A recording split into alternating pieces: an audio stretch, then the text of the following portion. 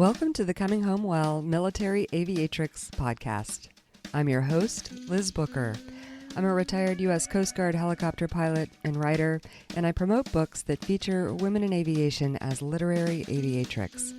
The episodes you'll find here are rebroadcasts of the Literary Aviatrix podcast featuring women in military aviation.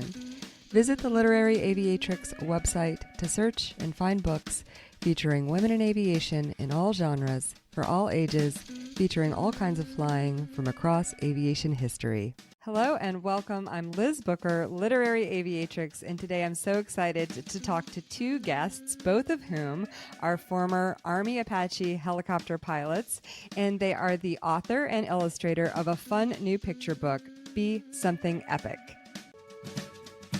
Fewer than 10% of pilots and aircraft mechanics are women. These are their stories of tenacity, adventure, and courage. Stories with the power to inspire, heal, and connect. Welcome to the Literary Aviatrix community, where we leverage the power of story to build and celebrate our community and inspire the next generation of aviation. Laura Pangallo Fryar and Morgan Samuels, welcome. Okay, hi, thanks for having us. Oh my gosh, I'm so excited to talk with you and about this book and about your careers. So excited to talk to a couple of fellow helicopter pilots. This is so fun. So why don't we start off with introducing the book? I have a copy of it, but it's packed in my suitcase in my car because I'm in the midst of Girls in Aviation Days. And I take the books and I put them all out and I talk about women in aviation history at these events. So yours is packed away in my car. So tell us all about. Yeah, so it's Be Something Epic. Written by me, illustrated by Morgan, and the illustrations are actually of my daughter, which is really cool. And it is a book that I decided to write a couple of years ago and started, taking notes on my phone because I wanted to read my daughter something she was about 2 at the time. I wanted to read her something that I thought was meaningful and could start the wheels turning in her brain about like, hey, what do I actually want to be? And what can I be doing kind of now as a 2-year-old? Because everything, matters and gets you on the right path. What can I be doing now to set me on the right path? And so Be Something Epic just kind of was written on my phone. And one day I knew, I wanted to make it happen. And I knew Morgan has a crazy talent for watercolor. So I just shot her a note and said, hey, Morgan, I know we come from a crazy background, but what do you think about writing a children's book with me? And after we were done laughing and sending each other pictures that we could use on the back of the cover from our years together that would probably not be appropriate for a children's book, we decided to just go for it, and we did it. That's so cool, and I can't wait to hear so much more about how you know each other and all of that. Would you read the book to us? That would be fun. Yeah, absolutely. Can get a sense of it. When I grow up, I want to be something epic. Maybe I'll be an astronaut, exploring never-before-seen places, doing handstands on the moon, and talking to Martians. If I'm going to be an astronaut, I'll have to pay attention in school. Maybe I'll be a teacher, reading my favorite books to the class, teaching fun games, and helping people learn. If I'm going to be a teacher, I'll have to be very patient and kind. Maybe I'll be a dentist, brushing teeth until they sparkle, handing out yummy toothpaste, and making people smile. If I'm going to be a dentist, I'll have to brush my teeth a lot, and Mama says I need to get rid of my pacifier. Maybe I'll rescue those in need, fighting fires, getting people to the doctor fast, or driving my police car with the flashing lights and sirens on. If I'm going to rescue those in need, I'll have to practice being a good helper. Maybe I'll be a defender of freedom, flying a helicopter, fast jet, or plane. I could drive a big tank and paint my face with tiger stripes. If I'm going to be a defender of freedom, I'll have to be very brave. I'm not sure what I want to be yet, but if I pay attention in school, am patient and kind, brush my teeth, take my pacifier out, practice helping, and am brave, I can be anything I want. And I want to be something epic. Oh, I love it. I'm just, yay. What a great book. You've got so many sort of, you have a mixture of things that we can be when we grow up. I love that. They're all very different, but some of them we don't see girls being encouraged to do as often. And so I love that mixture that shows things that, if a small person or even an adult comes from an environment where maybe they're not exposed to women in those other fields that are predominantly male, it's not such a huge leap because they can kind of ease into it with maybe they've seen a dentist who's a woman before. And so I just absolutely love it so much. I want to hear all about how you got there, but I'm so excited to talk about helicopters and how you guys met and all of that stuff. So I would love to hear first and foremost, because I know that you're both Apache helicopter pilots, correct? Yes, ma'am. And that you worked together and that's how you know each other. So let's start with what led you to aviation and to the Army. So Laura, how about you go first? Okay. I went to college at the University of Alabama, Roll Tide, and was convinced that I was going to be a cop or in the FBI. Like I just wanted kind of law enforcement as my life path. And so I was in criminal justice and psychology halfway through college, summer before my junior year started, and I was out on a run, and there was a rock climbing wall that was set up on the quad, and I was like, oh, I got nothing to do, kind of bored on this run, so let me do that. So I did this rock wall, and it was hosted by ROTC. And when I got done, winning my little competition with whoever was to my right and left, they were like, hey, have you ever thought of ROTC? Nope, don't even really know what it is. And then just had kind of a conversation and was like, you know what, maybe that sounds kind of cool. And so I joke it was divine intervention that got me through the door of ROTC. And then there I was, 2 years left. And they're like, well, what do you want to do in the Army? Well, I never really thought about being in the Army. What do you got? And so I read all the options and I was like, well, I'm kind of on this path randomly. What was I never going to do? Saw aviation, kind of asked like, what do I have to do that? They're like, well, you just have to take an extra test. So I went to the bookstore, got aviation, flight aptitude test for dummies, sifted through that a little bit, took the test, and there I was, an Army aviator 2 years later, going to Fort Rucker. And I mean, I am not kidding you when I say I didn't even know the advanced platforms that the Army had when I got there. And we had, when we were in primary, we were learning how to fly on the AH-64.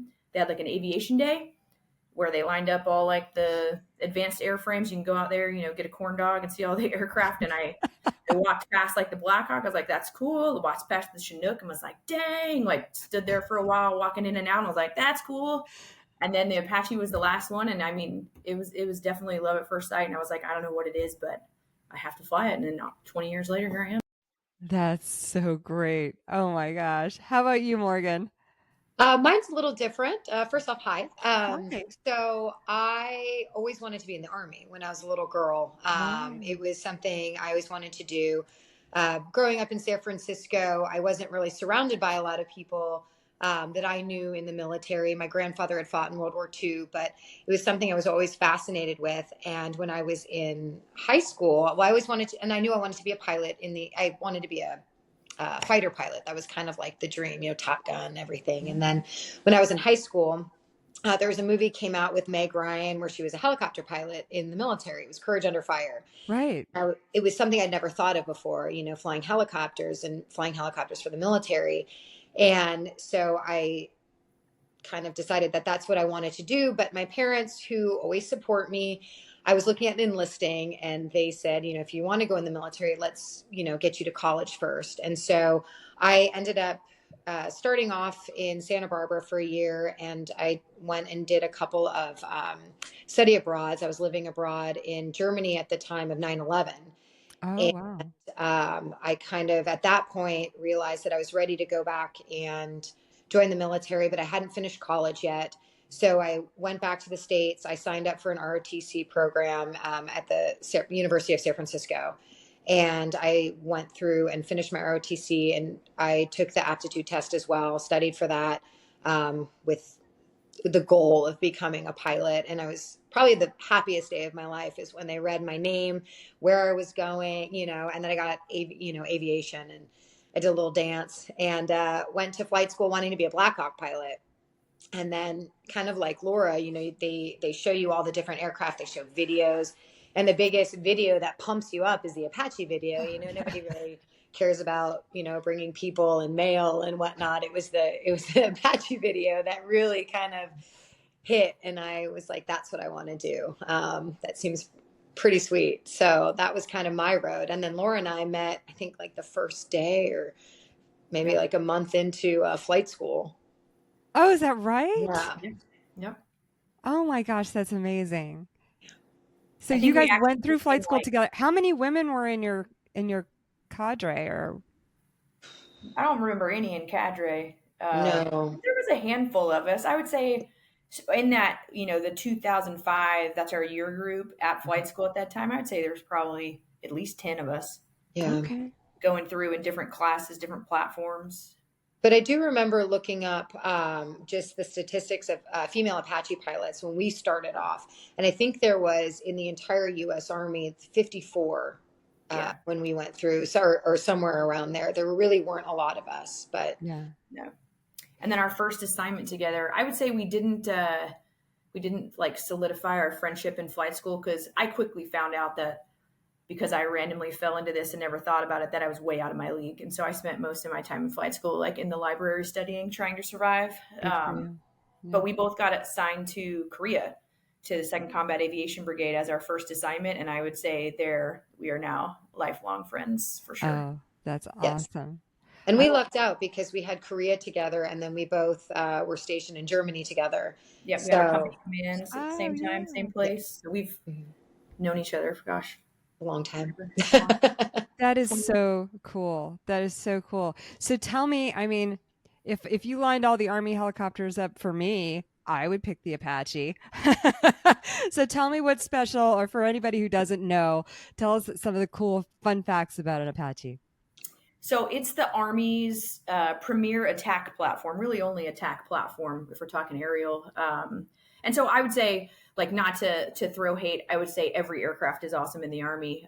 So your Black Hawk is your air assault, right? They're going to get the people to the place to deliver justice. The Chinook, same thing, more people, heavier equipment. They're gonna get it there. But then the Apache is always there. We're always overhead. I mean, my mission is to support the ground force commander, and I can't even, articulate how passionate I am about delivering justice for the ground force commander. But it's got rockets, it's got missiles, it's got 30 millimeter. I always joke that I want to be in the platform that can shoot back. But it's advanced. It demands respect, I would say, to be a pilot of the Apache. You can't just jump in there and think it's going to be easy. A lot of things you have to know. It's very accurate. And it's just, I don't know, I just have a lot of pride. And as I kind of end my Army career here in the next year, like, I'll be driving down the road, and if I see an Apache, like, it just invokes something in me to be a part of that community and that platform. Morgan, what do you have? To kind of play off that as well, I spoke to a lot of former military that were on the ground, and they might be in a sticky situation, and the second they see the Apache coming in, they know that they're going to be okay.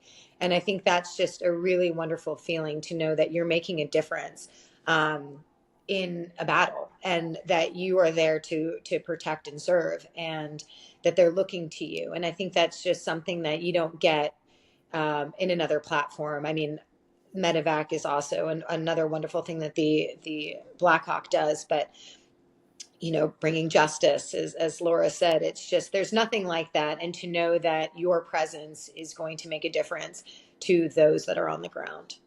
Yeah. It sounds very similar to a conversation I had with a Kiowa Warrior helicopter pilot as well. So how do you feel about that, and what's your relationship with the I love that platform. And we used to do called it pink teams on deployments, where the Kiowa would be down low doing recon for us, and then we would be attack up higher. I love that platform. I mean, there's something to be said about flying low and fast enough with your M4 out the door. It's just pretty badass. Doors honestly. off. Yeah, doors off. It's sad they don't have that platform anymore. Yeah, I love that combo. The pink teams were an awesome capability. And then, the Army went in a different direction, and now we have kind of UAS as our recon out in front of us. okay. But I miss the Kiowa Warrior platform. Like, the Kiowa Apache combo was pretty lethal. Yep. I think when you get into like air defense stuff, that's kind of how it got written out of the script. Just couldn't really, didn't have the systems to defend, and to upgrade it, I guess, wasn't cost effective. So they went another route. But it was pretty lethal to have Kiowas and Apaches together out there. That's interesting. And I'm going to ask some dumb questions, I'm sure. But so are all helicopters in the Army considered part of the CAV? No, no, that's just honestly that's a attack reconnaissance squadrons are now the CAV units, and it's just the unit designation. But they have all the history and lineage, right? So they wear their Stetsons and their spurs. And is an Apache is not cavalry? Not always. There are There CAV some, units, not yeah. always. So they'll have one cavalry squadron, which is like the recon squadron, and they'll have the UAS platforms with them, and then they'll have your attack battalion, which is just kind of Apache pure. So your ARS, your attack recon squadrons, bring the reconnaissance to the Army in the form of UAS now. Okay.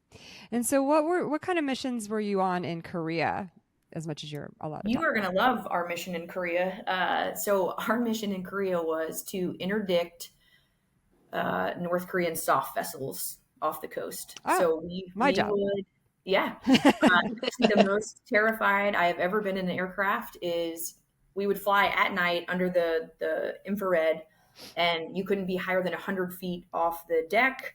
We would go out there and we would interdict, and then we would come back. But man, being 100 feet off the ocean floor with the shore not in sight, any aircraft noise, just what am I gonna do? But yeah, that's what our mission was, which was pretty cool. So we did that.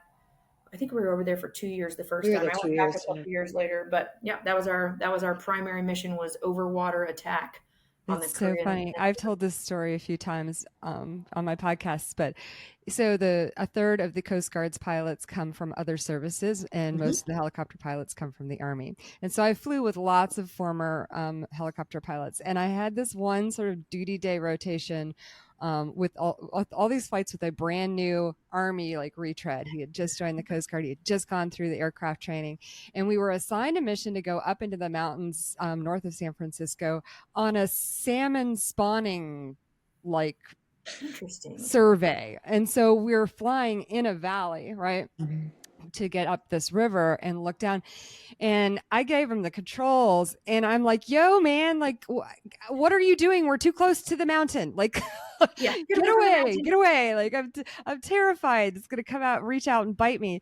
And then the next day we're doing our normal hoist training over the water, and it was daytime. So during the day, to deploy the rescue swimmer without using the cable, we have to get the aircraft under 15 feet above the water. And this guy is like white knuckled, holding onto his seat. He was like, "Is this normal?" And I'm like, "Yeah, man, this is what we do." Well, it's funny because I mean, and one of the things that we did in Korea that Laura mentioned is, doing stuff over water, but it wasn't something on a normal basis that we did in the Army. We flew low, we flew nap of the earth, we flew low level, we weren't over the water. And so it was terrifying. They put you through Dunker, and they give you your little Heeds bottle, and they're like, "You're good to go. May the odds be forever be in your favor." And they send you out over the water, and you're like, what now? Where are my references? We're used to having, our maps out, our terrain, and using that to guide and to navigate. And now you're just in the middle of the ocean, and there's nothing but this vast, just water, sky, and nothing else. And it's humbling. It really is humbling out there. I remember reading, memorizing the ditching over water EPs like in flight school, and you memorize them, right? And you're like, whatever, you just know it. You just write it down. Always in the back of your mind. You got over there, and you actually like think about what those words are saying. You're like, you want me to? I'm not. No, that's not how that's. What? You want me to let the one pilot get out and then fly a safe distance away? No, that did not happening. Like, what? We're trying to get back to shore on this thing. Like hearing you guys talk about this, I chair flew that every time I got in the aircraft at night. Yeah, I chair flew that egress. I didn't really do it as much during the day. Maybe I got complacent, but every single time I got in the plane at night, I just had like a 3-second play in my head of how all that was going to look. Yeah. Well, it's funny because, when we were in the Apache, it's a twin engine aircraft. So you lose an engine, you still have another one to kind of get you to a safe spot. And when I got out of the Army, one of my first jobs, I actually flew to the oil rigs. And I was flying, a Bell 407, single engine, single pilot, 200 nautical miles offshore. No thanks. landing on platforms. And I'm like laughing to myself, like, how was I so afraid in the Apache when I had, you know, 2 engines, 2 pilots, I had a Right. HEEDS bottle. I mean, in the Gulf of Mexico, they didn't even give us a HEEDS bottle. You had floats on your skids, you had a vest, and it was like, good luck. You know? Oh my gosh. Yeah, no, thank you. That's not. Yeah, no, I did that for a year. It was terrifying. Yeah. It sounds like it. Yeah. I mean, aviation is dangerous anyways, and then you add water to it. And that's every day. Just add water. Every day for you. See, for me, it's just add power lines. You know, it's like, no, thank you. I just want to get away from everything. Yes. Don't fly in Korea. Those things pop up, you know. I bet. Yep. So that was Korea. And then what about Germany? What did you guys do there? That was our company commands. So I did 2 company commands there. I did a maintenance company command. So I went to the test pilot course before I went out there. And then I took the maintenance company command. So that command is responsible for the maintenance and upkeeping of the 24 Apaches that are in the battalion. Back it up. I want to hear about test pilot training. Tell me. Yeah, so I was in the captain's career course, which is like the military education you go to when you make captains so that you can be qualified to go take a company command. Mm-hmm. And then the human resources command comes out and says, hey, here's all the places you can go where you want to go. And I said, I want to go to Germany. And they're like, sweet, you can go to Germany, but you have to be a test pilot to go there because the commander needs a Delta company commander. And I was like, man, if I'm honest, like the captain's career course is a bunch of captains and a bunch of bars. So I wasn't like in the right mindset for like studying. But I wanted to go to Germany, so that was my only option. So I dug deep again and ended up in the test pilot course, finished that, which was, you know, pretty awesome to be able to do. That is not an easy course. And I would not say that I was systems oriented when I started that course. So that was pretty good. And actually Morgan, she was in the captain's career course, like a class behind me. So she was there. We celebrated, we went out to a bar and celebrated me graduating that thing. We did. Yeah, so then went over to Germany, took that command. The unit, I met them. They were already deployed. They were in Balad. Met them there. We jumped into Mosul, finished out my company command there, brought everybody back, and then took Charlie Company, which is a line company. So that was, you know, the employment essentially of 8 Apaches. Did that, deployed to Afghanistan with that company. And then closed out that command in Afghanistan in Sharana, and then PCS-2, Human Resources Command at Fort Knox. Wow. Okay, and you, Morgan? Not as exciting. We were in the career course around the same time, and then I got hurt while we were there. So I tore my ACL, fractured my tibia and fibula. So I was kind of extended in Alabama for an additional few months while I recovered from that surgery, and then met Laura back in Germany when they were coming back from Iraq. So I did miss that deployment. I worked in operations at the brigade level for a little while during my recovery, and then I took command down at the same base that she was at in Illisheim. I did take an HHC command, and then just did my flying there. And then I deployed a little bit after them. We were in 2 different battalions. So her battalion deployed, and then I went to a different job, and then I deployed to Afghanistan with that. So we kind of missed each other in Afghanistan, but came back. You were still, I believe, in Germany when I got back from my deployment. Yeah. And then I started my paperwork to get out at that point. And so I only did 10 years. Okay. Whereas actually continuing and retiring. So, well, I want to hear more about that from Laura. But so Morgan, when you joined, was it your goal only to do a short stint, or? No, my goal was to make a career out of the military. It was, my dream, but I wasn't flying as much as I would have liked as an officer. After my command, I went to a staff job.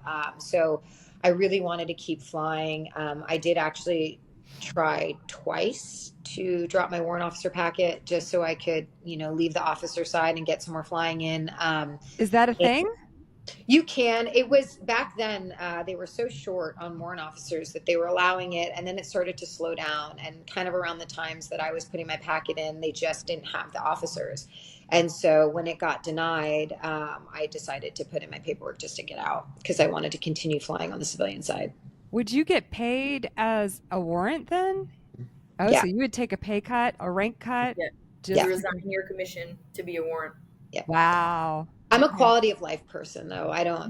Not a pay person. So I wanted the quality of life more than, anything else. So You should have called me in the Coast Guard. I should have. We'd have kept you flying for a few more years at least. Right. You know what, though? It worked out. I'm still flying on the civilian side. Yeah. So what are you doing now? I fly for the airlines. Okay. So you are a fixed wing Yes. So after convert I got out, trader. Sorry. I am a trader. I will admit it. I will be the first to admit it. It was a very hard decision to make. When I got out, I went back to flight school because I hadn't flown in a while. So I did my civilian CFI II, my flight instructor.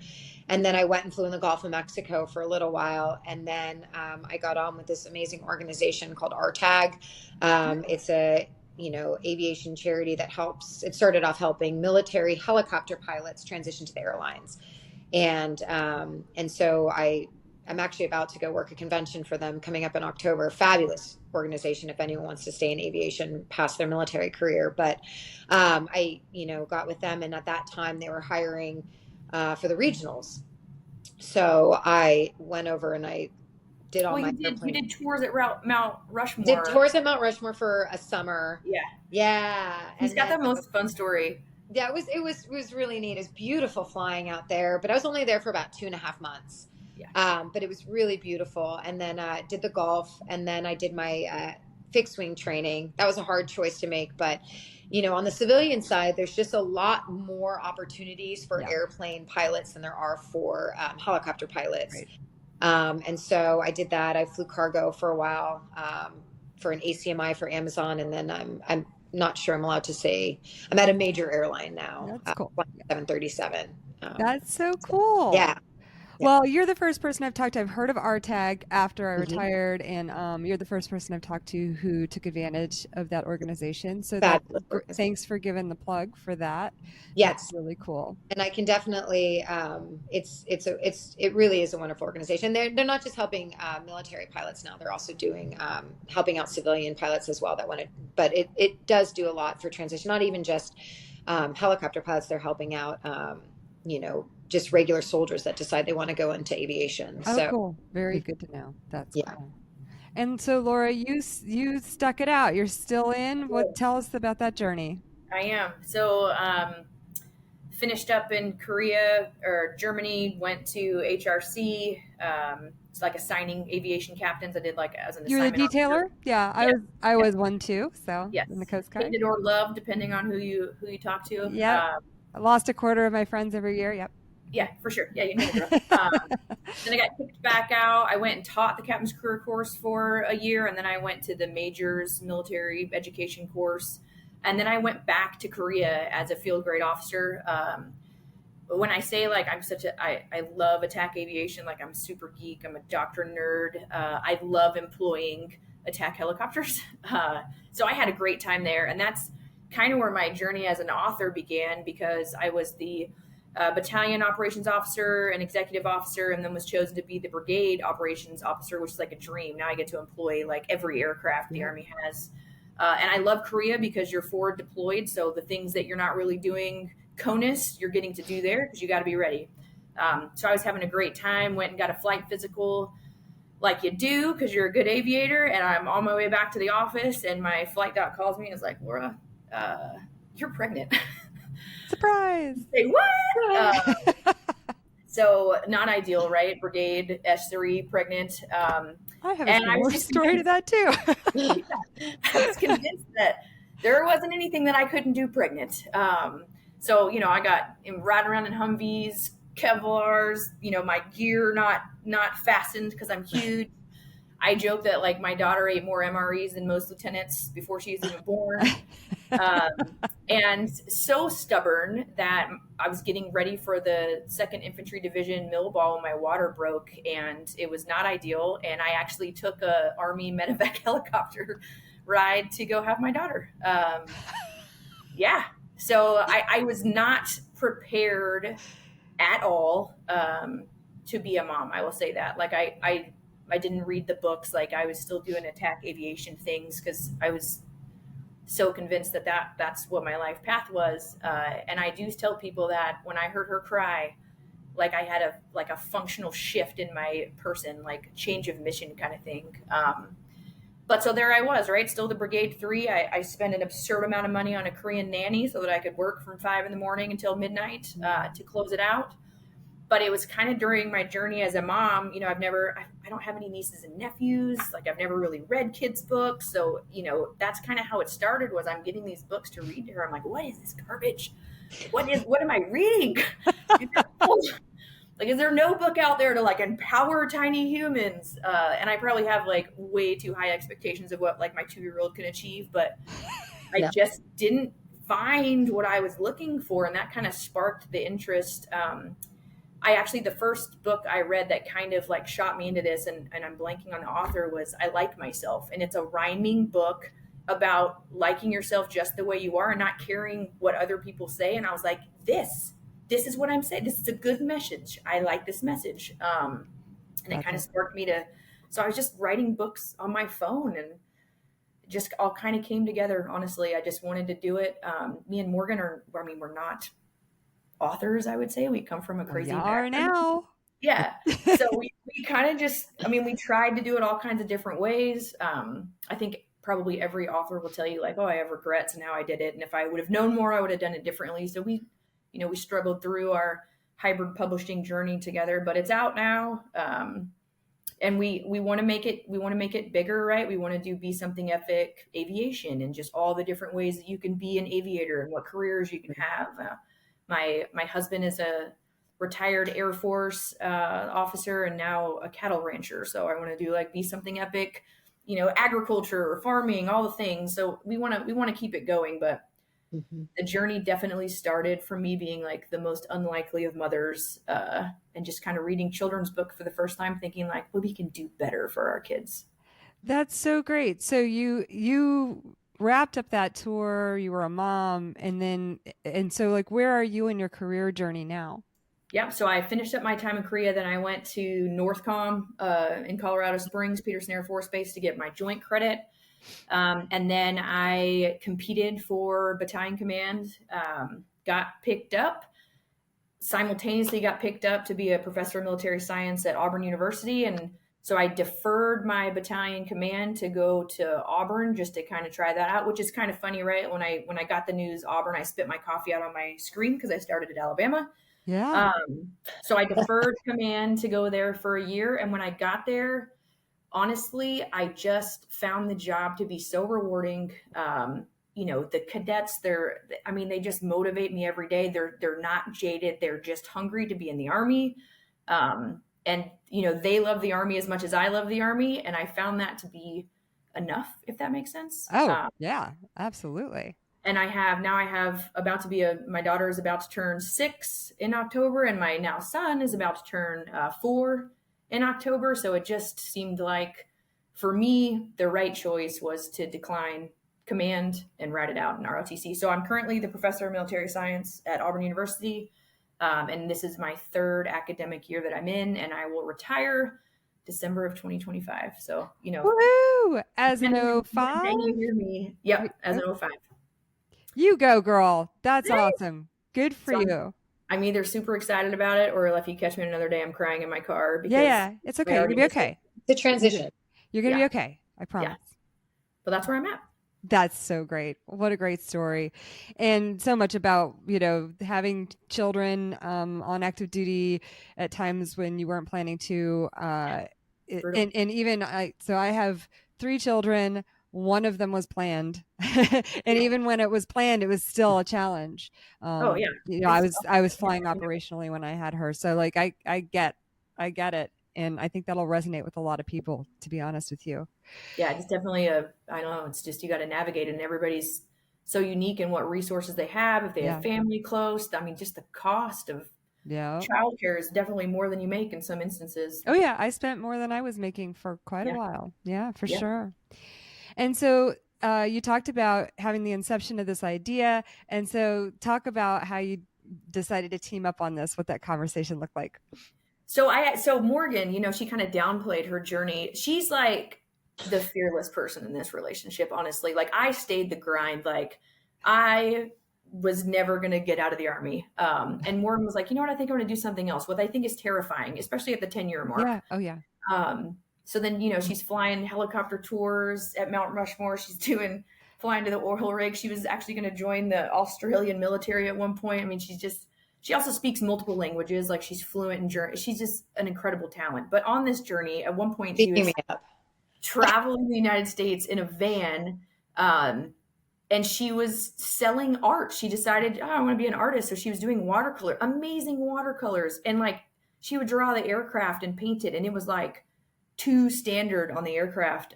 So I'd actually commissioned her to do some paintings for me that I have hanging in my house of horses and, you know, all kinds of stuff. So I knew that she had this talent. We always stay in touch. And so I had finished the words and kind of, you know, as every Army officer will, put it into PowerPoint to make it real. And then I just called her up and was like, Morgan, do you think you want to like do this with me? Do you want to draw these pictures? And she was like, yeah, send me. I said, I want it to be Patton. That's another thing. My daughter's name is General Patton because she was supposed to be born on Patton's birthday, but she wasn't. But so I named her Patton. That's awesome. Yeah. So I just started sending her pictures of Patton, and she would put them into watercolors, and I started adding them to the PowerPoint. And before you knew it, we had a full PowerPoint deck, and it looked awesome. And yeah, so I don't know. I tried to do as much research as I could. I would CC her when I was, you know, pitching all the queries because we were going to be in Penguin Books. I was sure of it. And then after about a year of that, you know, just not hearing anything or, you know, the cookie cutter, like, thanks, but no thanks. We started just kind of doing interviews with hybrid publishers. We went with Dorrance, which I don't know that I would recommend to anybody that I liked. But that's who maybe people we don't like. Yeah, we don't like. Yeah, and we did it, and we finally got our copies last year, and it has been so well received. I don't think we actually had a plan for marketing, so we're just kind of like flying blind and figuring out as we go. But we meet awesome people like yourself, and friends of friends of friends are pushing it out places, and you know we're in aviation museums now, and oh, good. We've more than made back our investment, which I think was the goal. That's brilliant. Yeah. Well, you didn't see me like I was seething here when you were talking about the traditional companies rejecting you. Like it just infuriates me, especially with a book like this that has broad appeal. I get it if like not everybody's crusade is specifically about aviation, even though ours is. But then, come on, a book like yours, it's much broader than that, and like. What are they doing? Because like, what are they publishing? Well, I think that was one of the issues that we weren't really prepared for, is that we thought we had this amazing product, and it's really, I think, overwhelming at first, you know, not even knowing where to begin. I mean, there's such a process to publishing a book, and you know, neither of us, I mean, Laura mentioned it, neither of us have ever done this before. You know, she came to me with this amazing idea. I love the book. The first time I read it, there was no way I wasn't going to be a part of it, because I mean, she's so talented. Laura's one of the most amazing women I've ever met in my life. And so she comes out with this fabulous book, and I could just see it in my head. And I really thought, you know, it would be a lot easier to promote it, and to find a company that would be willing to take a chance. But, you know, there's so many different types of companies out there, and there's a lot of saturation, I guess, in the market, that it's just hard to get noticed. And everything is a learning experience. And I think for us, this was a learning experience. We didn't know anything about publishing. We didn't really know how to get out there. Laura did a lot of wonderful research. I was always gone, always working. So she did a lot of the research for us.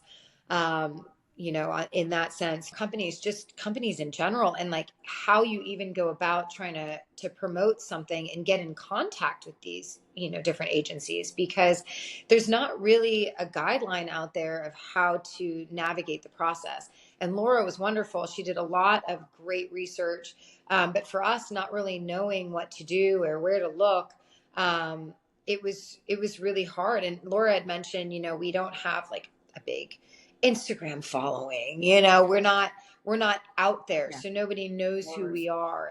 And that was really surprising, how difficult it is even just to get in contact with anybody. Nevertheless, have them call you Well, back. just for anyone So who's listening who doesn't know this, that's kind of what I'm all about, is providing the resources to other women in aviation who want to tell their stories in whatever way that they want to tell them, to kind of give them stories like yours, and like the other authors. So I have the writers room on the Literary Aviatrix website, where I have a huge collection of interviews just talking about writing and publishing, and recently did a panel interview with, I think, 6 published children's authors who went different routes: traditional, hybrid, and self-publishing.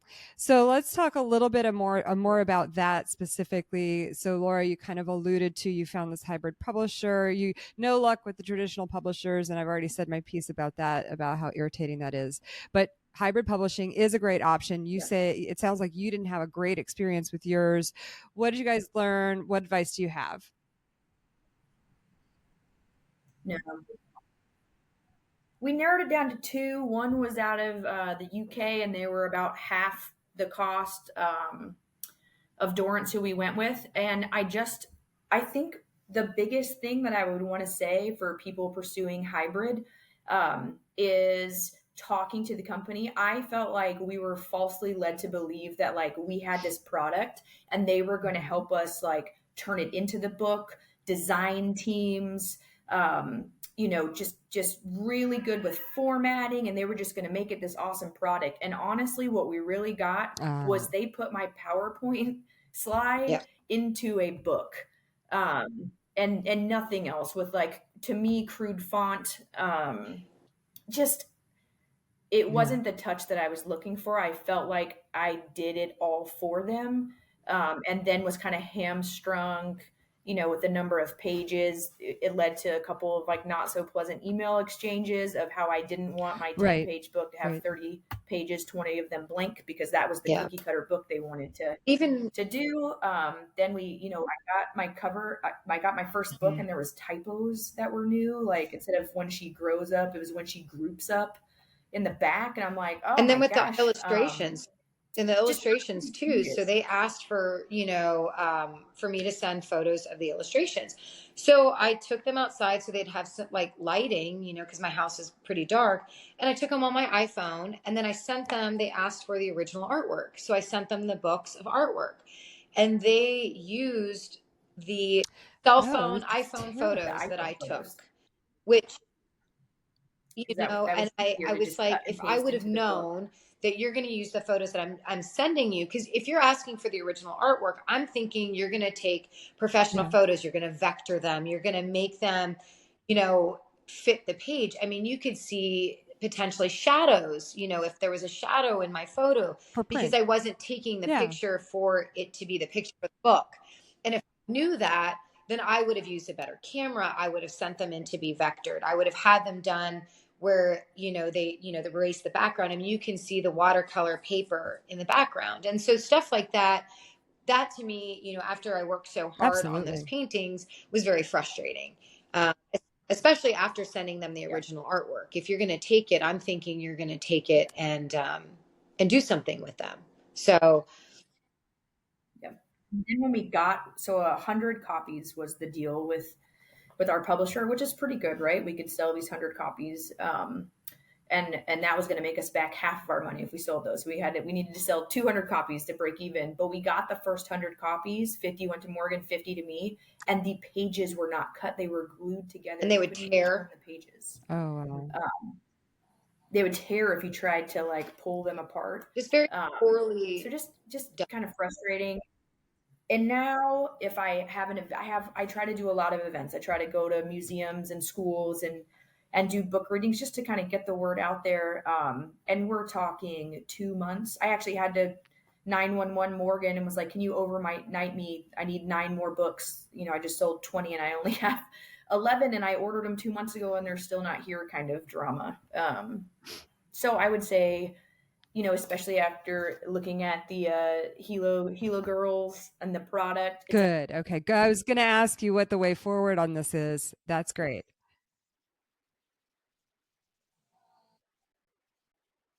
I think I'm always gonna.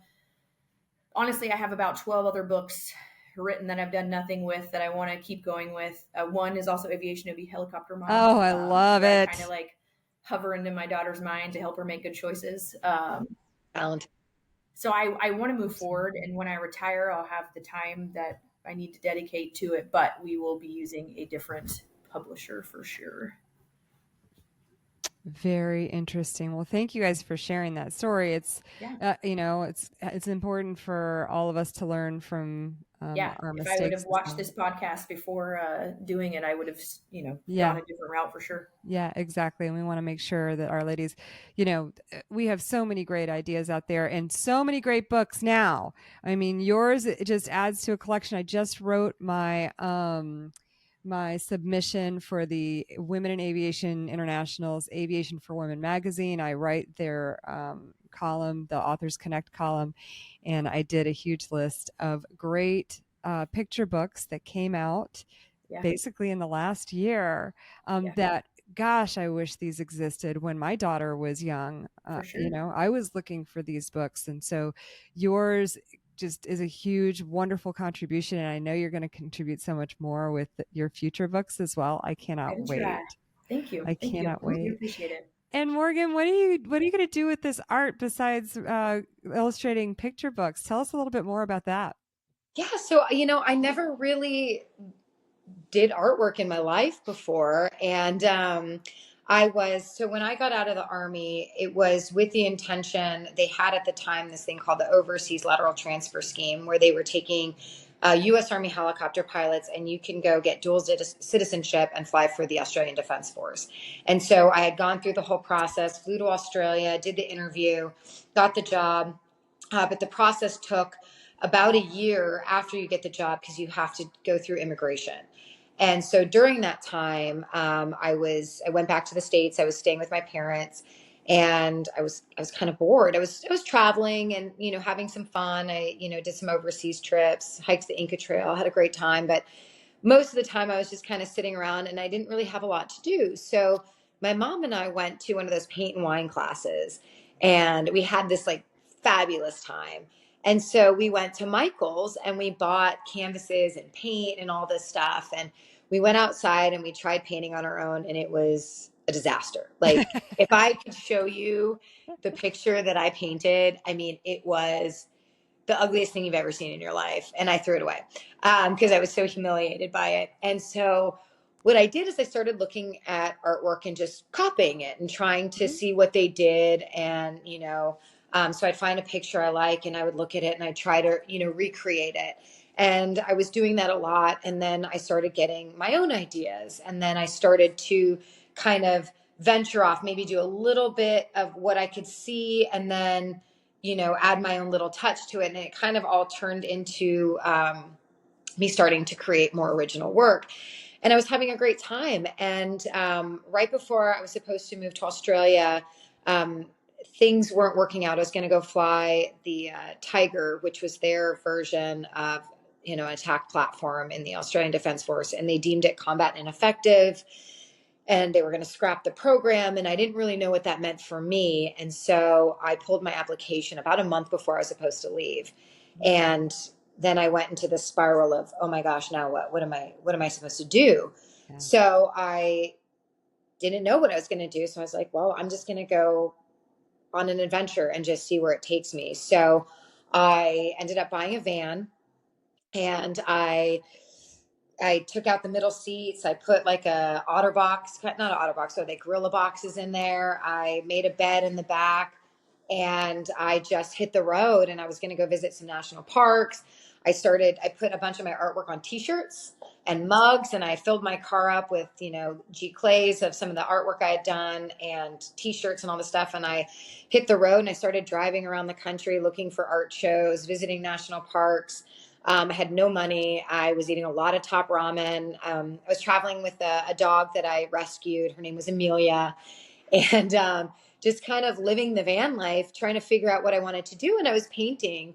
And that's kind of like how it all started. And I was, playing around with oils at that time, playing around with watercolors, playing around with, acrylics, just kind of trying to find the medium that I really enjoyed doing the most.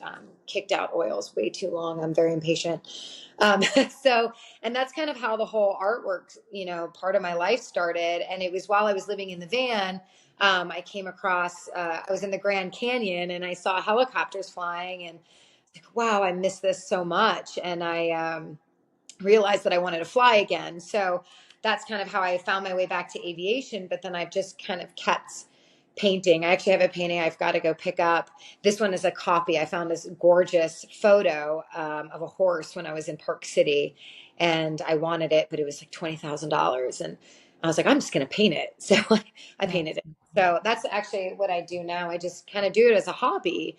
I was trying to make it in as an artist, and it's a very hard profession to make it in. So now it's just a hobby. And that was kind of around when Laura reached out to me and asked if I was willing to do a book with her. And it was a great. I've been seeing her, like she has a skeleton, like head skull in the Apache helmet with the monocle that we look out of.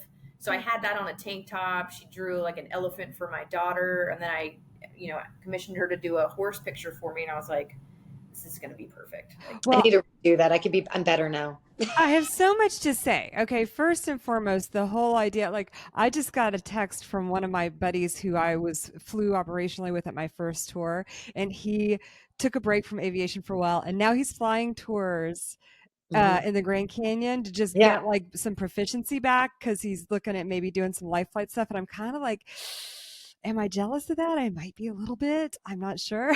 I don't plan to get paid to fly anytime ever again, but there is something about it that is appealing. The very sort of linear long-term planner in me is terrified by you, Morgan, but the artistic side of me is very inspired by you. I actually dabble a little. I have a million ideas for things that I want to see on canvas. And I have made some effort here and there to develop those skills. I do prefer oil because I'm impatient. It's a little more forgiving too.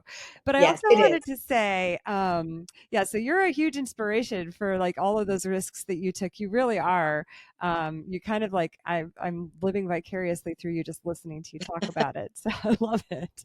You had the courage that I don't have, and you didn't end up like, tying yourself down in the same ways that I ended up tying myself down. So and it was like I feel like we grew up in the Army together, so I just assumed like she had the same skill sets that I possess, right? Because we're doing the same thing. So when she got off the beaten path, one, terrifying, and I'm the same way. I'm a planner. Like, you're not going to catch me like doing some rogue.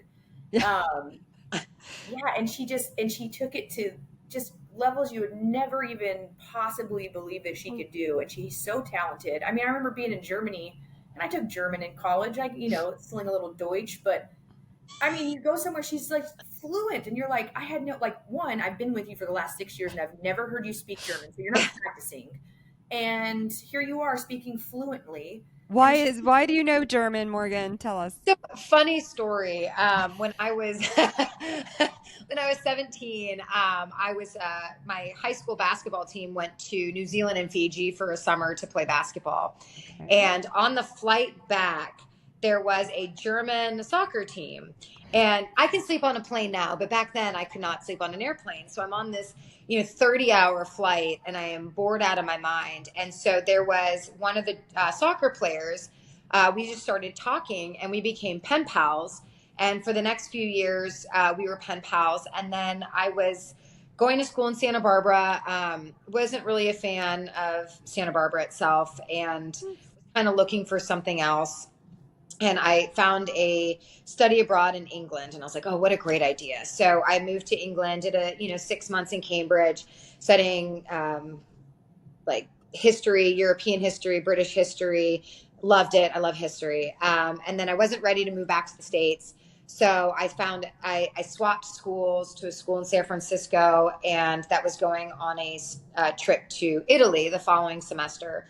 So then I went to Florence and I learned Italian and I studied art history in Florence and loved it. Wasn't ready to move back to the States. So I dropped out of school completely. I called Christoph, who was the German soccer player, and I said, I want to come to Germany. I've always wanted to learn German. Find me a school. So they found me a language school in this town called Marburg. And I was only going to go for about 4 months. And then I just loved Germany and I stayed for about 2 years. Not always studying German. I was, 21, I was having a really good time. I had to retake some levels of German. It was like an 8-month course that took me 2 years. But I had a really good time, but it was when I was there, I was in Germany when 9/11 happened. And so that kind of like pushed me back to going back to the States. But so that's kind of how I ended up with German.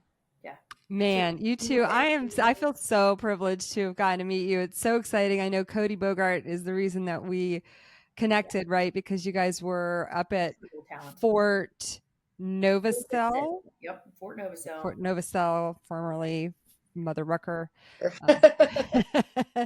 together promoting your books. And so this just is so special, so excited to know you. So you did mention that maybe you guys aren't out there as much on social media, but where are you if we want to follow you and your book and future books? Where can we find you guys? So I think we're both just individuals on Facebook and Instagram, just, Laura Fryar and Morgan Samuels. And we post all the things we do there. I am going to get better as I have more time and we'll have websites and do all the things. But as of right now, we're just, two humans who happen to wrote a book. So you can find us on social media, just our personal pages. Okay. Yeah. And did I send you guys an invite to Verticon? No. I'm sorry. I meant to. We'll forgive you. So I will be hosting an author event at Verticon, formerly Heli Expo, in early March of next year. And I also coordinate the Authors Connect booth at Women in Aviation International. So I did apply for that, which I actually think I'm in the field. But Morgan, we can maybe send Morgan. Absolutely. Yeah. Either one of you, both of you would be awesome. Yeah. I cannot wait to meet you guys in person, have a beverage together, see some of these pictures that weren't appropriate for, and some of the stories that weren't appropriate for prime time. There's a lot of them. Oh, I can't wait. It's such a pleasure to get to know you. Congratulations on this book.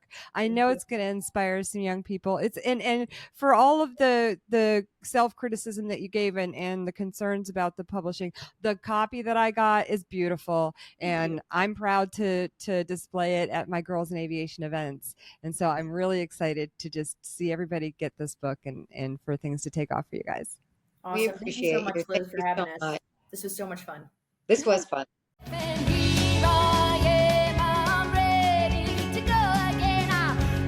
Just say